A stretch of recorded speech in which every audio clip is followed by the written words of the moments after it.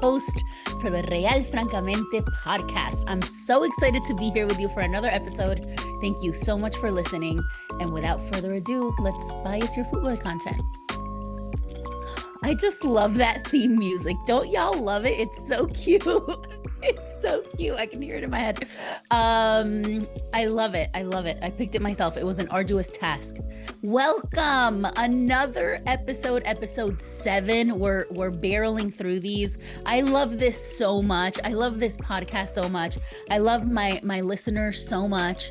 I'm so happy. I'm happy. I'm really happy today. I'm in a good mood. Things are good. I think it hasn't been since the bonus episode where we recorded. That was about it was after episode 2, I believe it aired.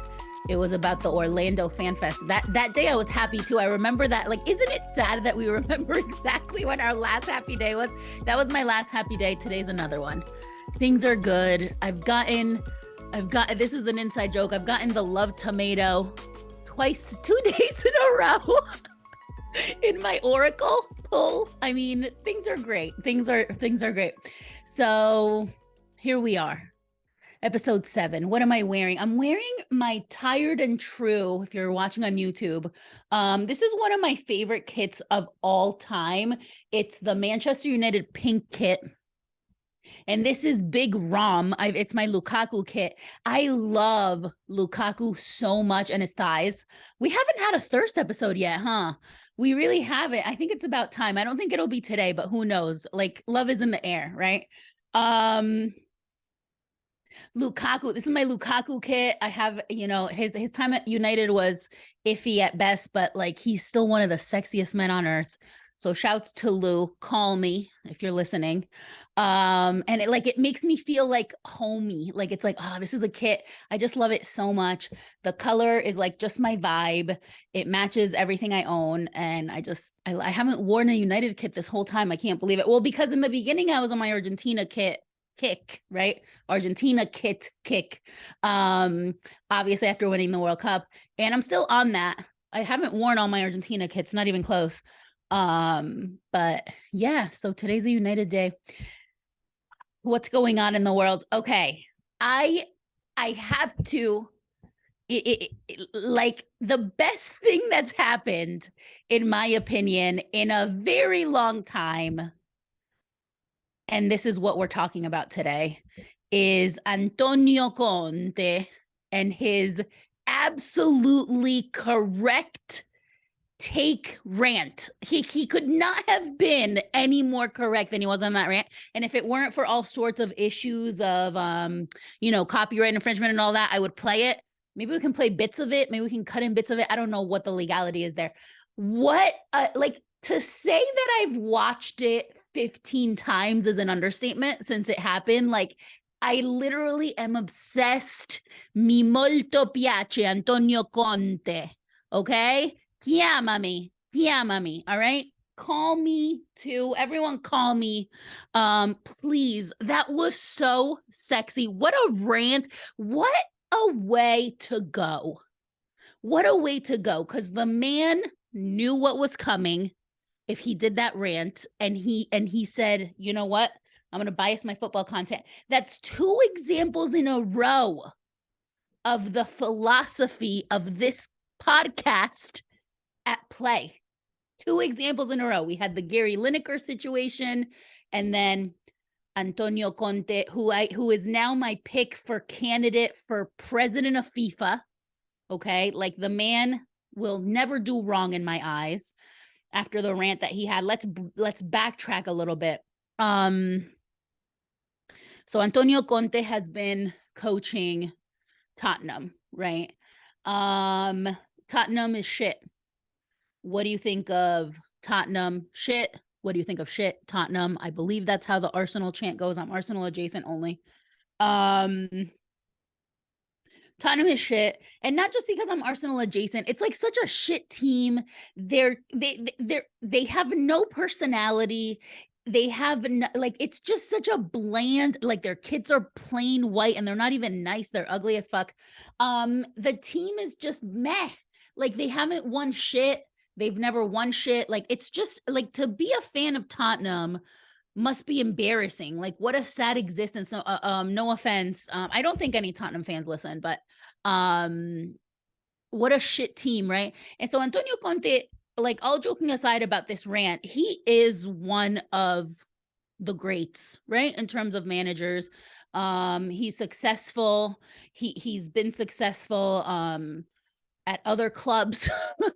There's a reason they brought him on, right? Because for whatever reason, even though Tottenham is shit, it's still considered one of the top, like, what, 5, 6 teams in England. And so they do consistently get good talent and good coaches. And yet, they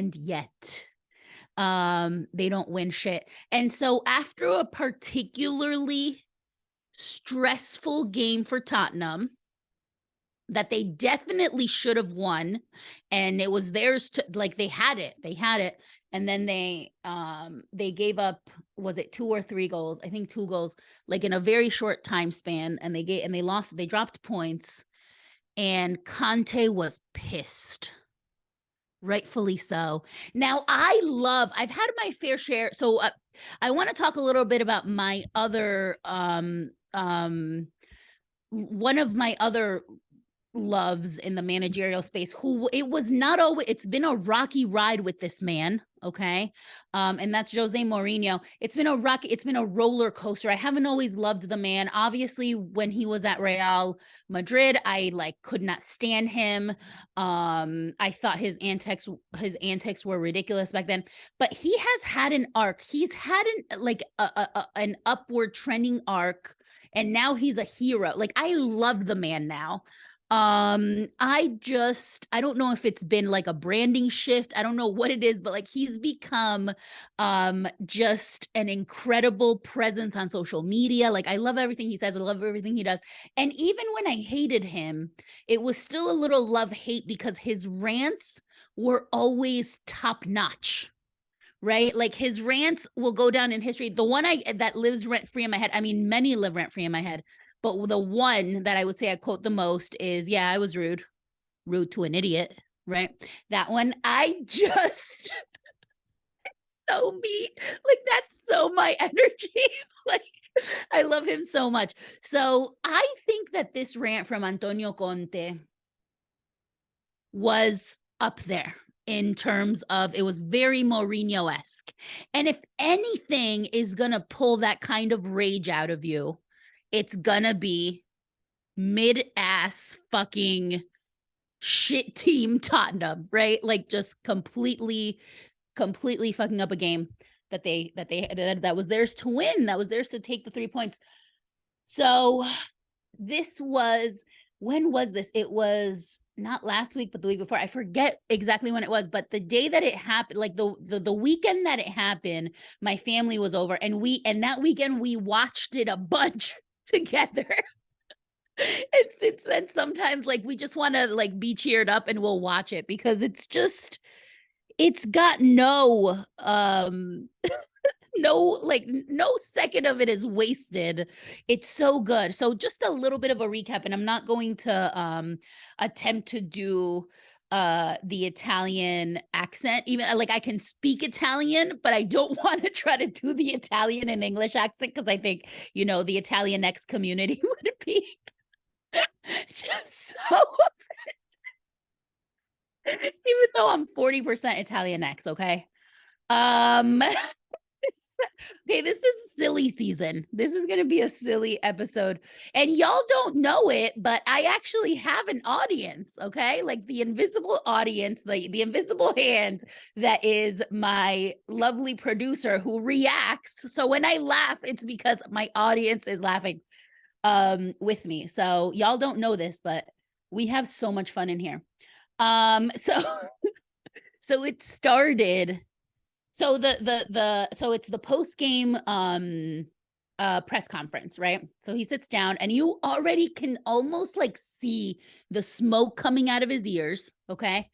Sits down, and this is important, and I implore you, if you haven't seen this, Please Google it and watch it. It's like the top result if you look up Antonio Conte these days. Cause like he did get fired after, and we all, the second we saw it, we were like, he's done. There's no way he comes back from this. But every single thing he said was 100% accurate and true. And I need more of this. And this is all joking aside. This is the side of bias your football content that is not related necessarily to the social justice stuff like the Gary Lineker stuff, but like more of this type of rant. Okay, we're going to break it down. So it starts, they ask him a question about the penalty, like the controversial penalty, and he spends, I counted it today, 30 seconds, precisely 30 seconds of a 10-minute conference addressing that. He goes, as far as the penalty, no, it wasn't. And now I'm going to talk about the real issue. Already, he comes in hot. Okay, it's important to note that I think he must have some OCD tendencies, because in front of him are like 4 mics and different phones and recorders and stuff, because it's a press conference, right? And he's consistently, if you watch it again, this is how much I've watched it, I've memorized his movements. He's consistently like moving like 1 millimeter. He'll take a mic and like move it 1 millimeter that way, 1 millimeter here, like remove like invisible dust. He's constantly like fiddling. So you can tell his energy is so like he's trying so hard to just stay as calm as he can. And you can see the fidgeting. It's just, it's a work. It is, this is cinema. Okay. It's cinema. It's a work of art. It's so good. So 30 seconds he spends on answering the actual question that was asked. Then no more questions are asked, because he goes off on his rant, okay? And if someone tries to ask a question, they get their head cut, like chopped off. So it's brilliant. It's just brilliant. A couple of the highlights, he mentions this problem. He keeps alluding to like the bigger picture issue, right? He keeps saying that the performance is unacceptable. You know, unacceptable is a word he uses a lot. And he's like, he says, he's like, I'm going to talk about something that I've been trying to hide the whole time I've been here, but it's been like the worst kept secret, basically, which is the real issue at Tottenham that no one is addressing, right? And so first he talks about how the team is not really a team and there's no teamwork, and he doesn't see the fire in the eyes and in the hearts of the players. Like, he's so dramatic in the best way. He wants to see the fire in their hearts. He doesn't see it. He doesn't think they sweat, sweat in the metaphorical sense of like feeling, like, the jerseys, like the jerseys weight metaphorically, what it means. He mentions how, people pay money to see us. People may pay money to watch us, and this is what we give them, okay? This rant, by the way, is very Enrique-esque. Enrique is my dad, and he's a whole character too. Amazing. This rant could have been him. Every single word of it, including the accent, because a lot of the stuff Conte says is a lot of stuff that I've grown up like hearing incessantly, right? The money situation. So he mentions, okay, they don't have heart, they don't have fire in their eyes, they don't have passion. And this is an ongoing issue at Tottenham forever. And we keep trying to find scapegoats, he said. He's like, oh, you're trying to find excuses. He's like, excusey, right? Like, excusey. It's so stereotypical, it's so good. But he's like, you're finding excuses. You're asking about the coach. You ask about this, you ask about that. When do we put the blame on these players that get so much money? And he doesn't put himself like outside of that. He says he's like, we get so much money. We get paid so much money to perform like this. It's embarrassing. That's something, again, the money thing is, so capitalism is obviously ruining football. It's ruined football, right? FIFA and capitalism are the two things that have ruined football. Modern football sucks, right? And Conte, incredibly, while being someone who's complicit in that system, incredibly has pointed out the exact issue with modern football while going on this rant, right? So he goes, no one feels, this weight, like that no one has heart, no one has whatever. And we will all blame the coach, we'll blame, whoever else, and never blame the players. When do we question the players? Why do we protect the players? They get so much money. So I think it's the fact that he came for the players that ultimately was like the last straw. He definitely came for the ownership too, and like he's right. He's right. When he mentions, and this is something that's so important, I've talked about this so much in my circles, okay? He mentions that basically, this is paraphrasing, that Tottenham has had some of the best coaches. Mourinho has coached Tottenham. Mauricio Pochettino has coached Tottenham. That's two of the best coaches literally in our lifetime, right? And they were not successful. And then himself, obviously, he considers himself one of the top. How can it be that all these coaches that are successful everywhere else just happen to be who's at fault for Tottenham failing? Could it be that it's really not the coach? And so he went off and he was like, you blame the coach, you blame me. Like, yeah, you can change the coach, right? You can change the coach. But I guarantee you, he's like, the problem at Tottenham is so much deeper. And then he says, they haven't won anything in 20 years. Was the best part. Like, that's your team. I mean, he probably already knew at that point it wasn't, but he was like, literally, it's embarrassing that in 20 years you haven't won shit, basically, and you dare to put this blame on me or on, you know, whoever coached before me for under a couple months, right? Because you keep going through coaches, and this is a massive issue. Maybe I'll go into that a little bit later with this obsession that we have with firing coaches too soon, but he's right. He's right. He says, he literally says, he's like, this is Tottenham's story. Basically, losing or like embarrassing themselves is what Tottenham stands for. He's like, what's the best we could hope for? Okay, you get a new coach. What do you hope for? You hope to get 7th, 8th? You're not going to go to Champions League. I mean, the man went off. It was a 10-minute rant. And the way at the end, like someone, you know, tries to ask him a question and he just rips their head off. He's like, he's just not having it. He's not having it. He was angry, and rightfully so. And I think the fact that it was so, like, it's such like a standout thing says so much about how much we are conditioned to get this like sanitized version, right? I say this all the time when we watch like the press conferences or whatever. Pep is another one that gets pretty angry. Arteta, who is Pep's literal son, gets angry too, but they're always so like censored and sanitized, right, in their answers. And I almost sometimes like even ask, like whenever I'm watching with whoever I'm watching with, I'm like, why do we go through this farce of the people who are asking the questions, asking the stupidest fucking questions? Every time it's the stupidest fucking questions. Well, what went wrong? Or like, what could have gone different? Or what? And then like, there's a sanitized, like repetitive response from the coach. They just like have to say some bullshit to always like protect, you know, interested parties.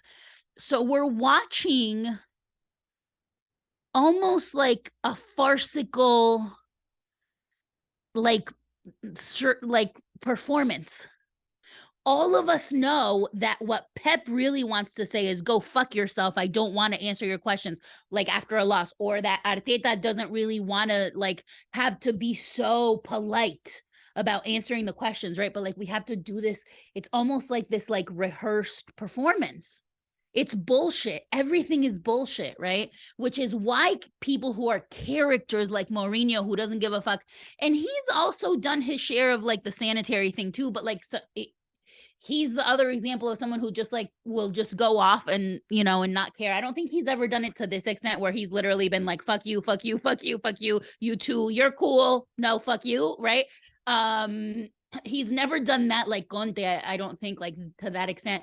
But the fact that this hits us so hard of like, oh my God, what the hell is he doing? And is really telling of how we are all living in this constant like fog of bullshit. It's a problem. Even in the podcast industrial complex, right? It's that like, how many more podcasts do we need of folks just analyzing the game? like, it's saturated. That's why, like, even for me, I almost am like doing this. It's a passion project. I'm screaming into the void, and I'm like, and I'm well aware that in those circles, like, this is not a welcome podcast, right? In like the circles of, because everything, because we're so used to having to be so sanitary, so sanitized, so like, like, oh, polite and this, and don't talk about that, don't talk about this, that, like, of course I look like a fucking, I mean, I am a radical, but of course I look like an alien. I don't know, like, talking about the stuff that I talk about. And Conte with this rant gave us a glimpse of what we're missing by expecting constant neutrality. Constant, like, nice and don't rock the boat and don't make waves. And this is related to the Gary Lineker thing, because when we talk about like the other analysts and like Rebecca Lowe and the people that do the Premier League stuff, it's sanitized. It's like, it's just so mild. You almost want, like, there's no passion. No one has any passion, right?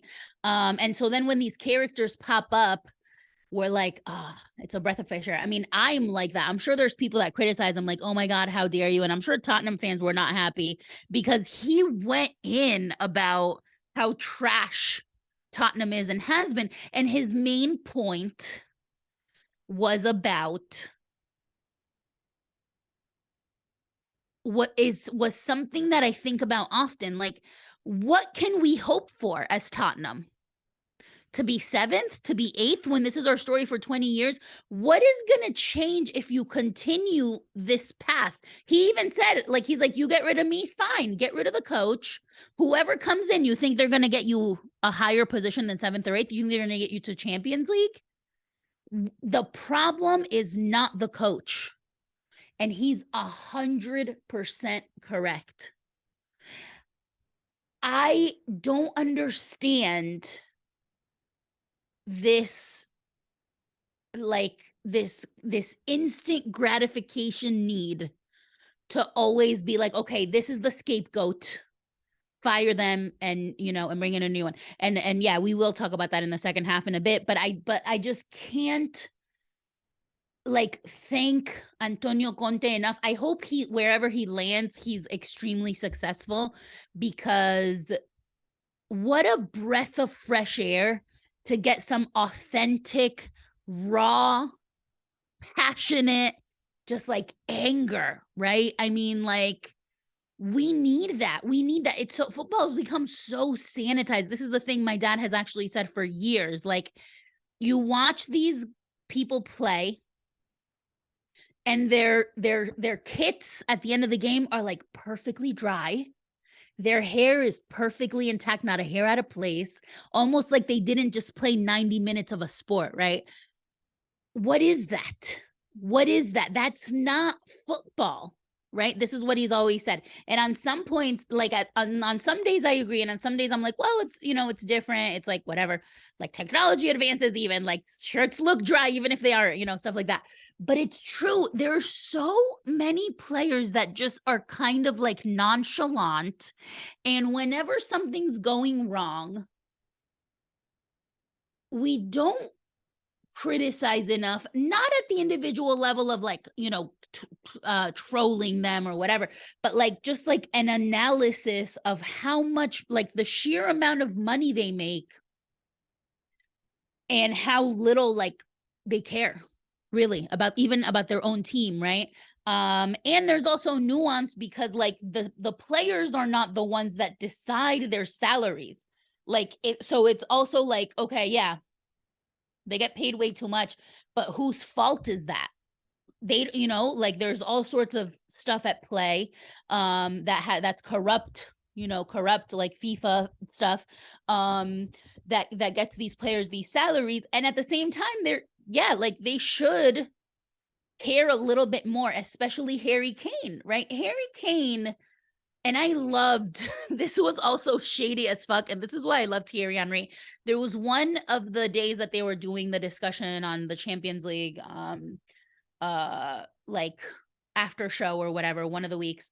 And Henri said about Harry Kane that that in order to be considered one of the best players, it's great to have scored as many goals as, I think it was just when he hit that last milestone, was it 200 goals or whatever it was, when he hit the last milestone, Henri was like, basically he was like, it's embarrassing that your biggest claim to fame is having scored that many goals. You don't have a Champions League, you don't have a Premier League title, you have nothing, but you're going to brag about how many goals you scored. Basically, Henri was like, that would be embarrassing to me. And I was like, yeah, like, I love that shade. Like, how can, like, everyone that's like, oh, Harry Kane, he's the best, he's this, he's that. How can we call him one of the greats and he plays at fucking Tottenham? Like, he plays at Tottenham and doesn't really like care that much. He always looks like he's could be anywhere else. He doesn't really ever like really sweat, right, that kit. And so Antonio Conte is right. When can we have a constructive discussion about these players not giving a fuck, right? At these teams, like, you're just content to just be 7th or 8th, and you think that's a problem of the coach, and you think that the coach getting replaced is going to fix it. He said, he was like, if you want to stay the same, by all means, change the coach. If you want to actually get somewhere, the problem is much deeper than that. And he, you know, exposed some of it. So I just think, I mean, what an inspiration of a man. Like, more of that. That is the definition of bias your football content. Let's break out of this neutrality bubble of the expert. It's like so immature to expect these people. They're human beings. They have feelings. They have passion, right? To just be so like censored all the time. It was such a breath of fresh air. I loved it. I like, I fall asleep to it sometimes. I put it on like, let me have sweet dreams. Let me listen to this before bed. It's so good. It's so good. So yeah, we're gonna take a little break here. We'll come back. We'll talk a little bit more about modern football.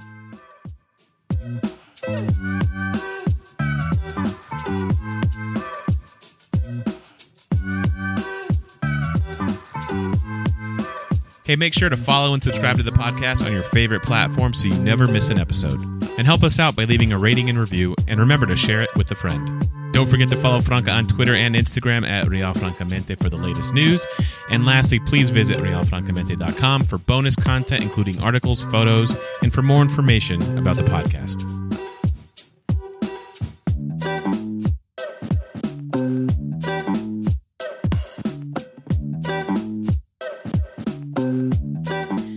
We're back. We're back. We have Antonio Conte energy today. What the hell do people expect when a coach is fired? Here's my thing, right? And so I've talked about this at length with lots of my Arsenal folks. When Arteta came in, Arteta, who is Pep's son and protege, and he's just like him. There's so many, you know, there's so many like mannerisms and the way he like talks in the locker room and everything that are so Pep. You're just like, that's Pep. Like, that's Pep right there, right? He was raised by him. When Arteta first started, many fans very quickly called for him to be fired, right? That the first thing fans turn to when their team's not doing well is for the coach to be fired. And my question is, and this was my question to Tottenham and Tottenham fans now that you got rid of Antonio Conte after like hiring pretty successful managers and having no success, okay, is where do you think there is this repository of incredible all-star managers just waiting to be hired by your team? First of all, right? What do you think happens when a coach is fired mid-season? What is your expectation? What do you want? Like, who do you think is going to come in and save the day when you're having so many issues in many of these leagues and many of these teams have so many deeper issues like Conte has so brilliantly pointed out? why do you think that removing someone who's built up somewhat of a rapport is the answer? I just don't understand it. It's delusional. It's delusional, right? This happened with Arteta, and I know lots of Arsenal fans that were not Arteta out that are now like, see, what would have happened if Arteta wasn't given a chance to develop his system, and now Arsenal's going to win the fucking league under Arteta? What would have happened? Because he was young and he's not British, right? So those two things also make it way more likely that he would have been fired. So I'm actually surprised he was given the chance he was given, right? But like Conte is also not British. So we do also have to talk about the Premier League is extremely racist when it comes to coaches, when it comes to players, but definitely when it comes to coaches and managers, right? So Brits are just like super racist. But yeah, like even to the fans, like what do you think is going to happen that the next person miraculously will be able to fix? And where do you think all these unemployed managers are just waiting around to come and save your team? Does anyone, does any team, does any organization take the time to do an in-depth, thorough analysis of all of these underlying issues like that Conte pointed out to like try to fix some of those? No. And you know why? Because usually the culprits of the corruption of the issues at the club are the same people that would do the investigation. So of course they're not going to find themselves at fault. And that's the ownership, the board, whatever the case may be. That's always the problem. They're always the problem. If people were like, if teams didn't have to deal with that bureaucratic bullshit, we'd see a lot less of this type of issue, right? So what is the solution? Why do we always scapegoat the manager? I've seen some stuff like, okay, when Mourinho came back to United and he was given very little of a chance, even though I wasn't on the love train yet at that point with him, I was pissed that they gave him such a little chance at the same. And then that's the question. You fire him. Who do you bring on? Who do you bring on? Why do we think that there's just this wealth of managers? Why don't we give people time to develop their systems? And where is the accountability for the players that are making millions of dollars and just, you know, passing the ball, like, you know, getting by? It's really, like, all joking aside about how great the rant was, it's so it should, I hope it does, but of course this will fall by the wayside like everything else does. Make us think about all of the corruption, all of these things that are like underneath the surface, right? This happens in Liga MX. This happens in Mexico. This just happened. It happens on national teams, and national teams are way harder to manage, right? But the Mexico team that just fired their coach, Tata Martino, after the World Cup, Tata Martino is another one of the greatest coaches of our generation. He's done, you know, incredible stuff. Mexicans never liked him because he's Argentinian. Fans I'm talking about. And so, you know, there was all sorts of trash talking and everything like that. But when he left, he had like a similar kind of message to Conte's message. He was just more classy about it. Like, the problems in that federation are so deep that replacing the coach is not going to fix it. Right. And I even saw some of the, you know, some folks on Twitter and even some of the analysts on the like Mexican fans saying the same stuff. Like, you can fire Tata Martino, but if you continue to try to bring back all these players that are 75 years old and you've got all these, like, you know, almost like mafia like rules of like, well, that person, no, because they came from that team, and, you know, and there's all sorts of like corruption like that core issue is rotting away at at the identity of the team. So you can change the coach all you want, you're never going to succeed. And that's that same energy. That's what Conte brought to the forefront. Okay. So I used a good example in Arteta. Another good example is Scaloni with the Argentina national team. Argentina was another team that historically, I mean, Messi realistically has been around for how many World Cups? I think he went in 2006. Didn't he go in 2006? Right. So he's been going. And then, like, obviously he wasn't like that, big yet, but this is probably his last World Cup, the one we just had, and it was his best one. They've had the best player in the world for how many World Cups, and alongside him, because his teams have always been incredible, Kun Agüero, Tevez, he's had always incredible teams, and yet Argentina had a crisis of making it to finals and never winning one. And before that, sometimes not even making it anywhere near the finals because they could not keep a coach. I personally think they got rid of Maradona way too soon. But the coaches that they went through, another thing, insanely talented coaches that just could never get that team to function. And then who did? Scaloni, a nobody who, when he took over, so many people were like, oh, who the fuck is that? Like, get rid of him. He's young. He's this, he's that.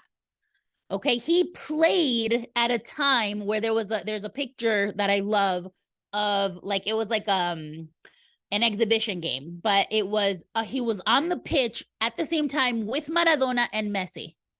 Okay. So he's literally barely just the next generation from these current players.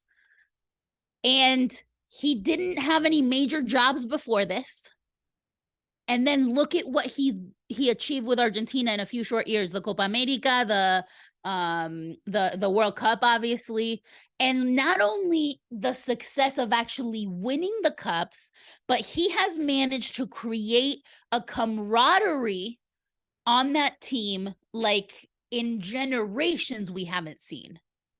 It's a camaraderie and it's a wholesome quality that you can see this team. They're just a bunch of fucking assholes like the rest of us. They party, they drink, they hang out when they can. They just had like a little celebration after they had their international break games, and they're all like drinking together and partying together. They're literal best friends.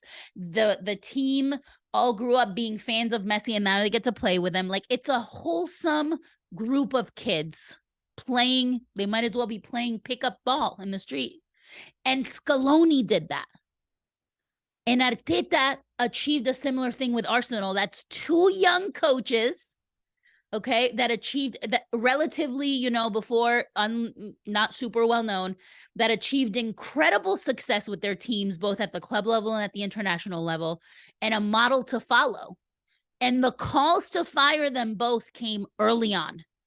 And luckily they weren't followed. So what is it that we think in calling to fire the manager we're going to achieve? Give managers a chance to develop their squad.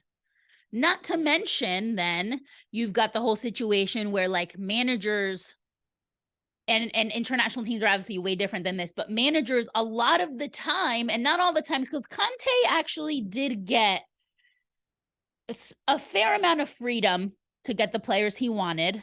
And so there is that also, which like speaks to like really how deep the problems actually go, right? But frequently you'll hire a coach and you will not give them any resources, not give them the resources to build a team around their system.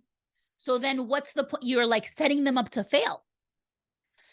This isn't a call to be like, oh my gosh, not like all managers are victims. Like, no, they're not. But as with capitalism, imperialism, and colonialism and all of that stuff, right? The problem is systemic. And the solution of getting rid of the coach is anecdotal. And that's never going to be a fix to systemic issues in organizations or in nations or in states or whatever the case may be. And so it really does translate that way. Like, okay, now Conte's fired. Who is Tottenham going to bring in that is free, open to work, and wants to take on that shit show? Because you can call Conte crazy all you want and a liar, and he was trying to like save his ass or whatever. You can make every excuse in the book for Conte. But the shit he exposed and brought to light, you can't put that back. It's like a can of worms that you can't put the worms back in. Who's going to want to take on that toxic bullshit? Right? Like, no one's going to want to touch that with a 10-foot pole. And in the meantime, what do you do? What do you do when you fire someone midweek, mid-season, and your team is just, you know, floating around? Now, if we go by the logic of Conte, like, they don't really care anyway, the players, so they're just gonna like do what they do. But it is an issue that needs to be discussed more, right? We can all laugh and like be silly about the Conte press conference, but when do we address the systemic issue of the way modern football is literally a capitalist hellscape? It's literally a nightmare that we're, you know, one of the things I love so much about football is that is in its inception, football is the democratizing sport, right? We've talked about this before on this podcast, but it's literally the democratizing sport. You don't need any equipment. You don't need anything really, like just your raw talent to be discovered. And yet we've got all these new things, all these newfangled things that are ruining it, mostly related to capitalism. I'm also a basketball fan. Basketball is like my second sport. I'm a Knicks fan. Shout to the Knicks. The Knicks are doing really good, but as a lifelong Knicks fan, I have a lot of trauma. So I never really, like the other day they were up by like 30 with like 5 minutes left. And I'm like, no, this is not, it's not safe. It's too close. We don't know. Anything could happen, right? That's the trauma of being a Knicks fan. I bring this up because but like they're doing good. So again, you know, like crossing fingers. Basketball is another democratizing sport that you need very little equipment for, and your talent speaks for itself. However, and the first time I went to a Knicks game a couple years ago in a long time, because I used to go when I was younger, and then I like kind of like stopped. So the first time I went to a Knicks game, a couple years ago at the Garden, the world's most famous arena. Now I go more often, but it was culture shock. Okay. From in between having been an NBA fan and going to lots of games and also going to football games to pretty strictly the only live sport I would go to for years was football games. And in football games, there's no TV timeouts. There's no timeouts at all. You play for 45 minutes. You get one break. You play for 45 minutes. There's no bullshit. There's no like, there's not even an announcer most of the time. Like it's a relatively calm, chill experience. I mean, obviously like your passion, you're cheering whatever your team scores, but like it's not any sort of, you know, crazy experience. The Knicks are like one of the most famous teams, regardless of the fact that they suck.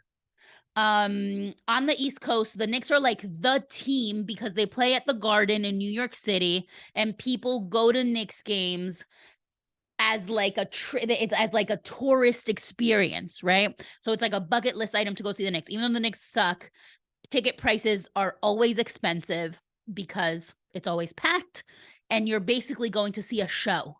And so we get there the first time I went in years, and it's like t-shirt cannon, dancers jumping in the crowd, this and that, and loud and dance and sing. And there was even a fucking sing along to the Backstreet Boys. And I was like, where the fuck am I? Okay. It was sensory overload. It was complete sensory overload. And I was like, and that showed that the essence of football is present in very, very few ways. And one of those ways is that we still don't do the TV money bullshit of having like TV timeouts or like all of these moments where they have to squeeze in the commercials for the TV. Now, I don't know how long this will last because FIFA's ruining everything, and who knows, how long it'll be before we have to institute those in football. But that pureness, right, is still there. Like we get glimpses of what football was meant to and supposed to be. And those glimpses are few and far between. But sitting there for 45 minutes and you have nothing to do but watch the game, to me, that's beautiful. Conte ripping fucking Tottenham a new asshole. To me, that is beautiful. And I want more of it. I want more of it. It had to be an Italiano, right? Like, he just went in and I just loved it. I love that passion. And why don't we allow for that passion more? Why don't we allow for folks to really like express themselves when this is a passionate situation, right? When you're in a situation where it's like, it's your whole life. That's what you do. That's what you dedicate yourself to. And we're supposed to have decorum. Excuse me? No, I need us to petition for Conte to be president of FIFA. And I need us to petition for more people to go Conte on our ass, okay, when it's needed. And I need us to bias our football content. I need us to abolish neutrality. And I need us to applaud when moments like that happen, because that is the essence of football. Thank you very much. Thank you so much for listening today. I hope you liked it. This has been Real Francamente, the podcast. My name is Franca. I'm your host. Be sure to follow us on Twitter and Instagram at Real Francamente on both. Or check out our website, www.realfrancamente.com, where you can find lots of content, or you can contact us with questions or comments. The links and ats, as always, will be in the show notes if you need them or want them. And for ease of not having to spell anything yourself, please make sure to subscribe on your favorite platform, leave us a rating and a review if you love it, and share with all your friends. Don't forget to bias your football content. Gracias y ciao.